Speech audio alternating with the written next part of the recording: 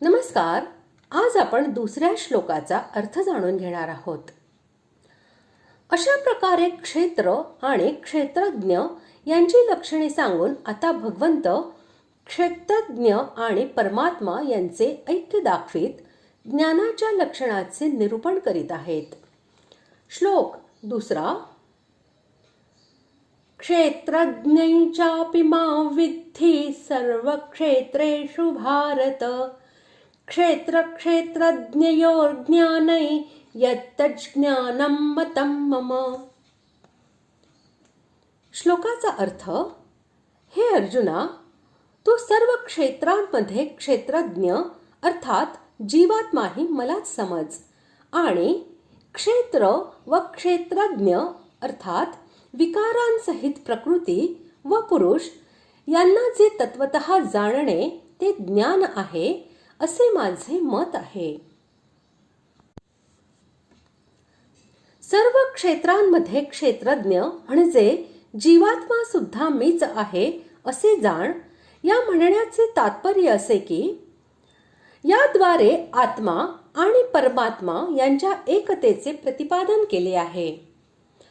आत्मा आणि परमात्मा यांच्यामध्ये वस्तुतः काहीही भेद नाही. प्रकृतीच्या संगतीमुळे भेद असल्यासारखा वाटतो. यासाठी दुसऱ्या अध्यायातील 24व्या आणि 25व्या श्लोकांमध्ये आत्म्याच्या स्वरूपाचे वर्णन करताना ज्या शब्दांचा प्रयोग केलेला आहे, बहुतेक त्याच शब्दांचा प्रयोग 12व्या अध्यायातील 3ऱ्या श्लोकात निर्गुण निराकार अशा परमात्म्याच्या लक्षणांचे वर्णन करतानाही केलेला आहे. भगवंतांच्या म्हणण्याचे तात्पर्य असे की सर्व क्षेत्रांमध्ये जो चेतन आत्मा क्षेत्रज्ञ आहे तो माझाच अंश असल्यामुळे वस्तुतः माझ्यापेक्षा भिन्न नाही. मी परमात्माच जीवात्म्याच्या रूपाने विभिन्न प्रकारे प्रतीत होतो. ही गोष्ट तू चांगल्या प्रकारे जाणून घे. जे क्षेत्र आणि क्षेत्रज्ञ यांचे ज्ञान आहे तेच ज्ञान होय असे माझे मत आहे. या म्हणण्याद्वारे असे दाखविले आहे की क्षेत्र हे उत्पत्ती व विनाश असे धर्म असलेले जड, अनित्य, ज्ञेय आणि क्षणिक आहे. याच्या विरुद्ध क्षेत्रज्ञ म्हणजे आत्मा हा नित्य, चेतन, ज्ञाता, निर्विकार, शुद्ध आणि नेहमी एकसारखा राहणारा आहे.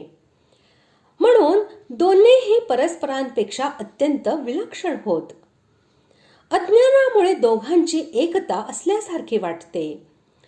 ही गोष्ट तत्वतः समजून घेणे म्हणजे वास्तविक ज्ञान होय असे माझे मत आहे. यात कोणत्याही तऱ्हेचा संशय किंवा भ्रम नाही असे भगवंत म्हणतात. अशा प्रकारे आज आपण दुसऱ्या श्लोकाचा अर्थ जाणून घेतला. पुढील भागात आपण 3ऱ्या श्लोकाचा अर्थ जाणून घेणार आहोत. धन्यवाद.